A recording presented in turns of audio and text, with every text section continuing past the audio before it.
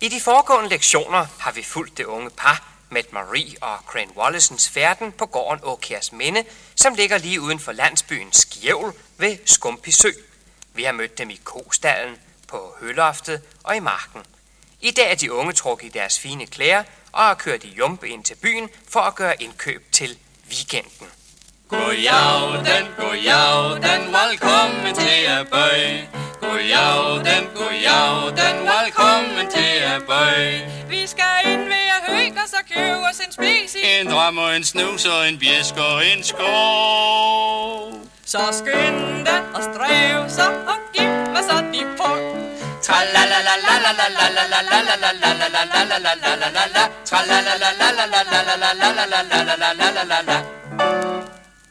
Så er vi klar til at tage fat på lektion 4. Ved at hygge. I supermarkedet ved Høger. Goddag, Mastos. Goddag, Bitte Græn. Goddag, lille Christian. Det var en farlig stykke pige, du har med dig i dag.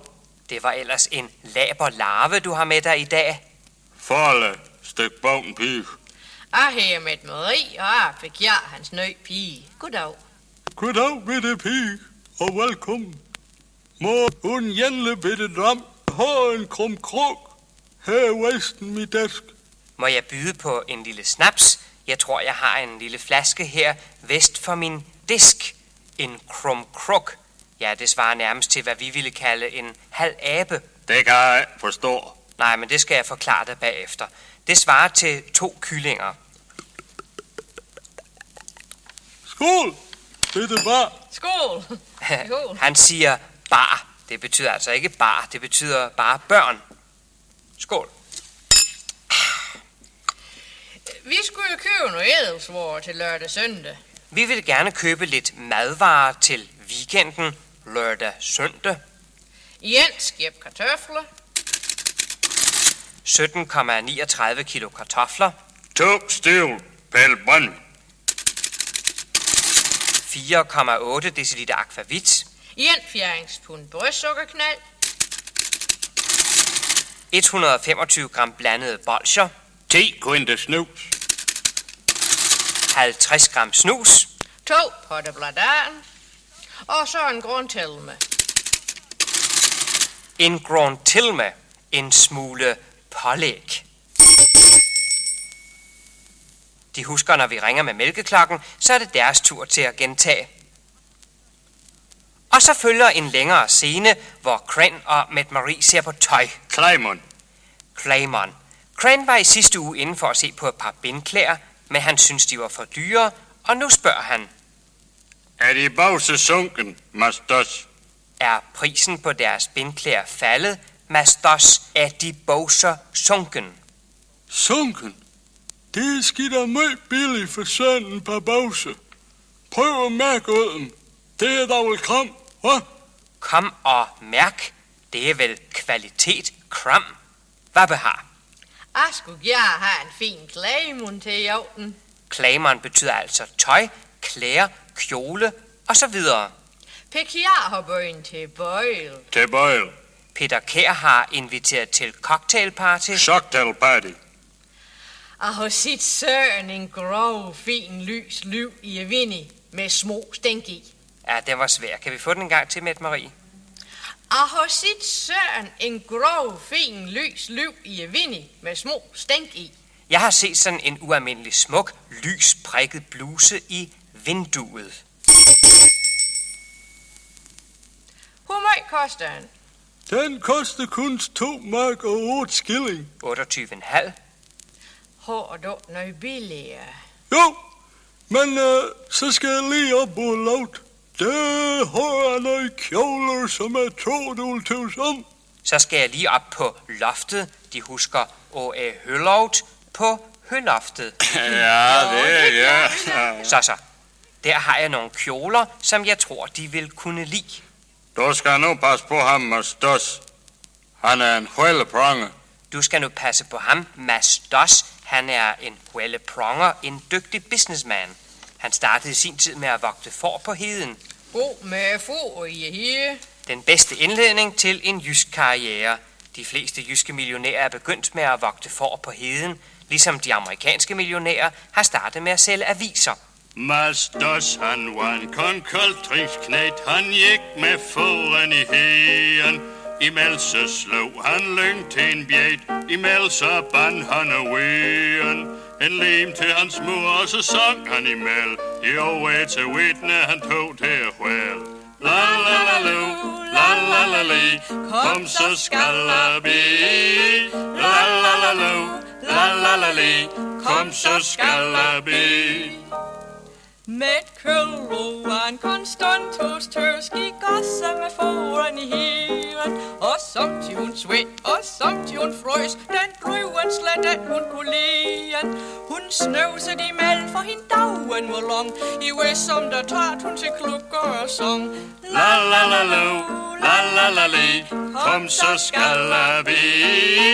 La la la lu, la la la li, kom så skal der bi. Og samtidig mødte så his og så havet mellem og sprang så knøv der. Og lidt om lidt fik de hverandre så kjærgen kampen eller nogen gang høv der. Og når de har et, gik de hver til sig ja, og sang så det jeg løber mosse og kjær. La la la lu, la la la li, kom så skal der bi. La la la lu, la la la li, kom så skal der bi.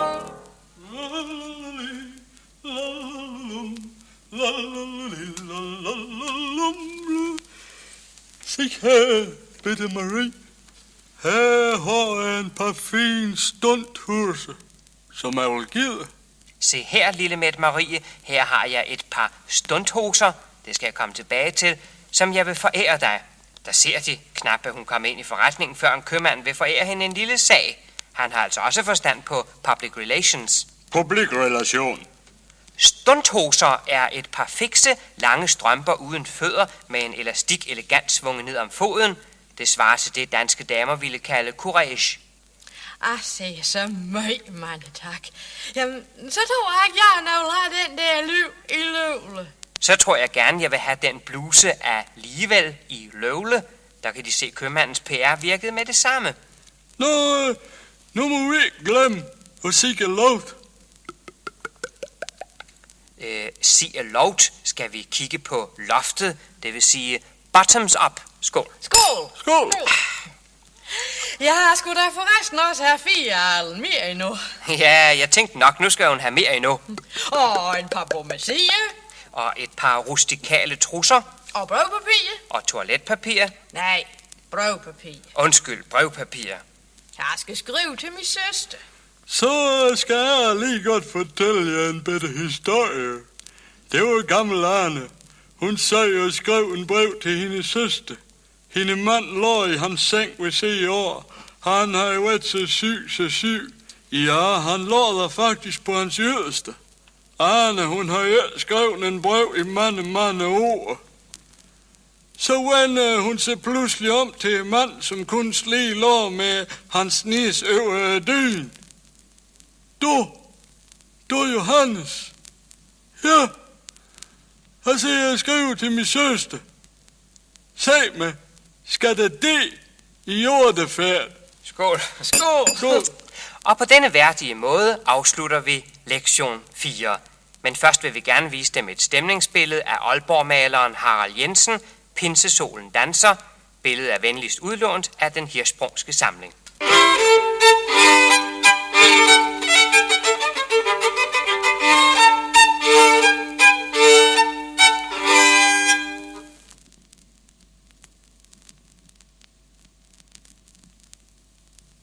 Hele Skumpi Sogn står i dag på den anden ende. Det er Bartholomeus markedsdag, og Crane Wallesen har inviteret Mette Marie med til byen, for at hun kan opleve, hvordan skumpierne holder markedsfest. Godjavden, vel mødt til lektion 5. Godjavden, vel mødt til lektion 5. Vil du med til at marken og se på de høvler? Og få dig en dram og en tog i æggen. Så skynd dig og stræv, så at vi kan komme i gang.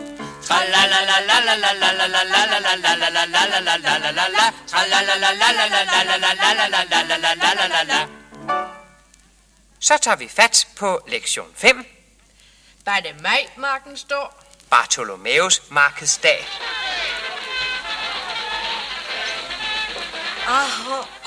Hvor med til søren en marken i Olden løvdag. Ja, og vi husker, at løvedag betyder levedage og ikke løbedage.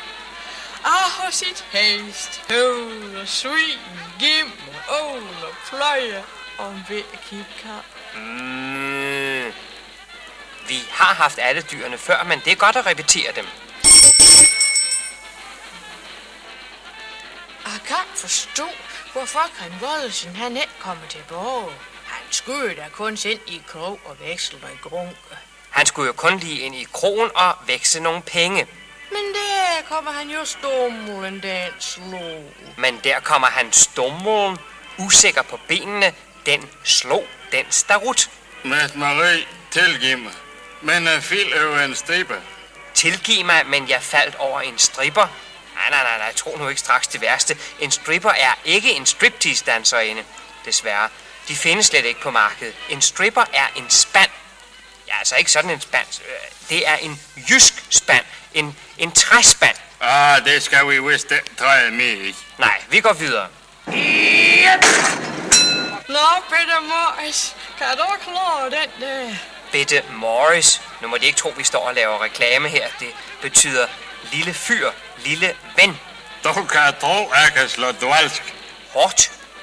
Ja, jeg kan hæve 100 pund i stiv arm. Ja, det kan være det samme, men hvor meget kan du have i sporkasse? Og nu de. Det var en, der bundede en grøn, hva? Det var en, der kunne klodse noget. Hvad behar? Vil mand få lidt dollar? Jeg er vel mand for at slå et ordentligt slag. Nå, ikke så kalde fros, det knøv. Ikke så kæphøj, lille ven.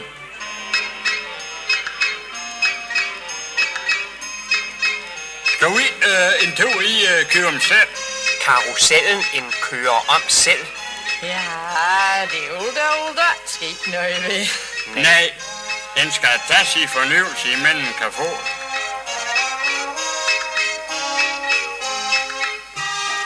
Ja, men Kren, det er jo kærlighedskøm selv. Jo, det er da.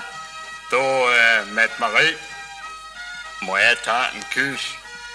Du kan da prøve at gætte. Jeg må ikke.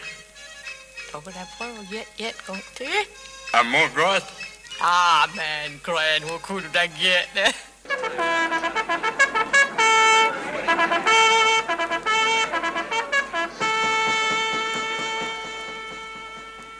Mette Marie, ved du, hvem er kæreste?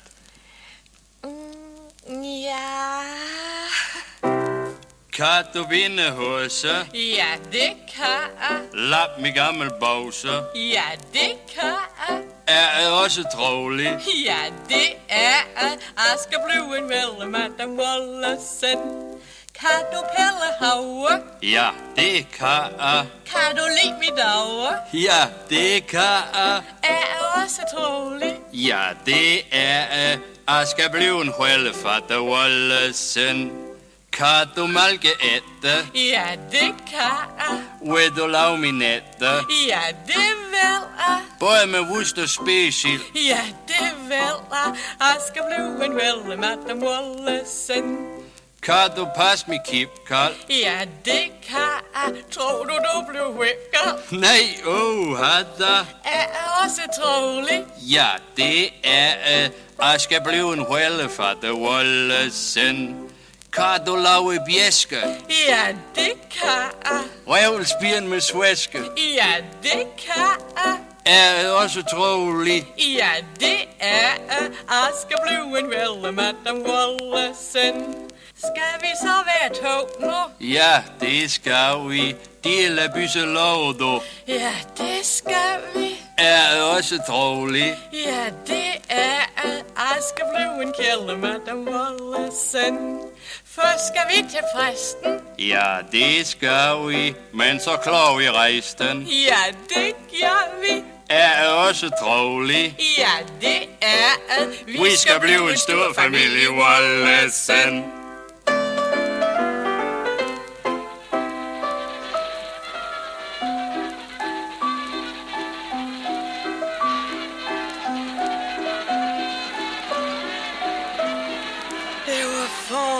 så den giver ham selv korrekt og wakker helt for hvingel og tommelumski i hovedet.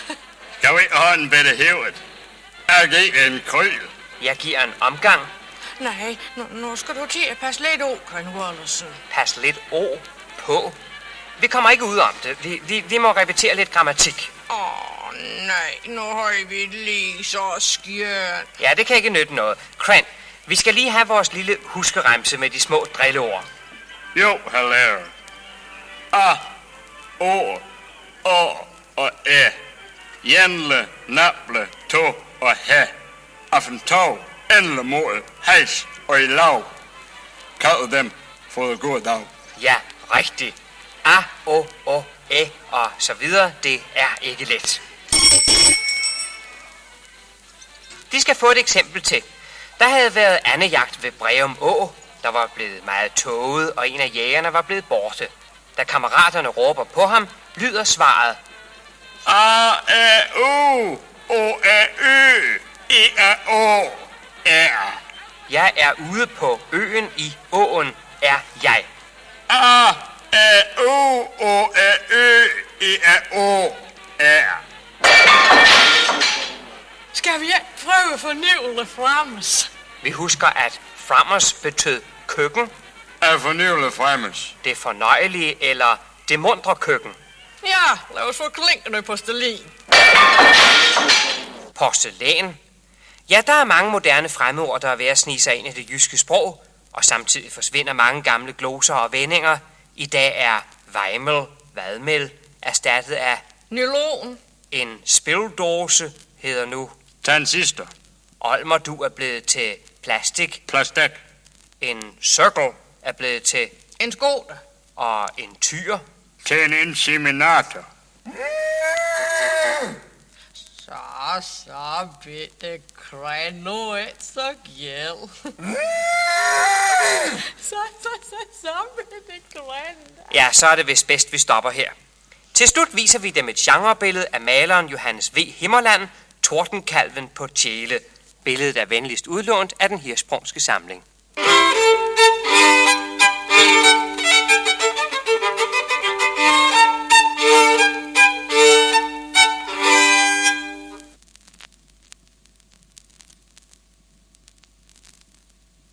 Lektion 6.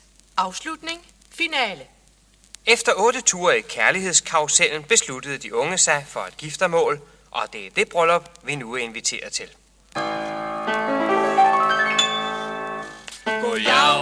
Godjavden, i dag skal vi til fest. Godjavden, i dag skal vi til fest. Vi byer nu alvor og vender til bøjl. For nu skal vi giftes, og så er det slut. Så skynd dig og stræv så, at du kan få de vals.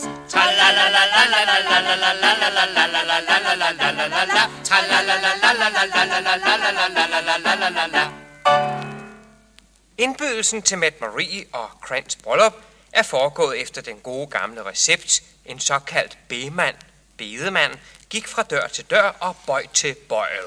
Det foregik med den ældgamle remse, som vi skal høre om lidt. Den gode bedemand blev godt beskænket hvert sted, og det bevirkede naturligvis, at han blev mere og mere vrøvlet op ad dagen.